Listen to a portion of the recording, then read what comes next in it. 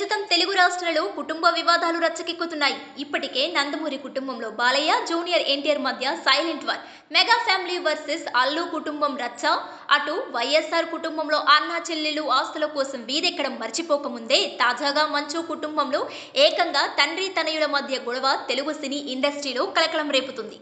మంచు ఫ్యామిలీలో గొడవ జరిగిందనే వార్తలు దుమారం రేపుతున్నాయి. మోహన్ బాబు తనను కొట్టాడని ఆయన చిన్న కుమారుడు మంచు మనోజ్ చెప్తున్నారు. అంతేకాదు గాయాలతో బంజారాహిల్స్ హాస్పిటల్కు వచ్చారు.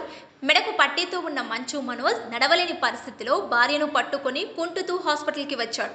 మనోజ్ను ఆ స్థితిలో చూసిన వాళ్లంతా తీవ్రంగా కొట్టారని అభిప్రాయపడుతున్నారు.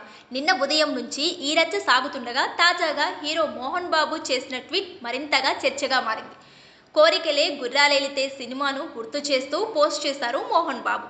దీంతో మనోజ్ గురించే ఈ ట్వీట్ చేశారనే టాక్ నడుస్తుంది. ఆస్తుల కోసమే గొడవ జరిగిందని ప్రచారం సాగుతుండగా మనోజ్కు ఆశ ఎక్కువైందని అర్థం వచ్చేలా మోహన్ బాబు ట్వీట్ చేశారని అంటున్నారు. మరోవైపు పోలీసులు ఆయన ఇంటికి వెళ్లి స్టేట్మెంట్ రికార్డ్ చేసేందుకు ప్రయత్నిస్తున్నట్లు తెలుస్తుంది.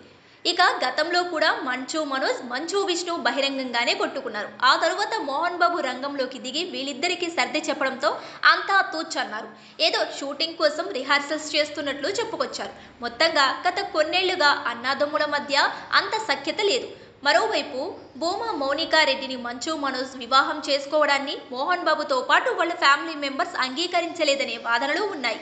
మరి వారి అంగీకరించకపోయినా మంచు మనోజ్ మౌనికను పెళ్లి చేసుకున్నాడు. మనోజ్ రెండో పెళ్లి తరువాత ఆస్తుల విషయమై అన్నతో పాటు తండ్రిని నిలదీసినట్లు తెలుస్తుంది.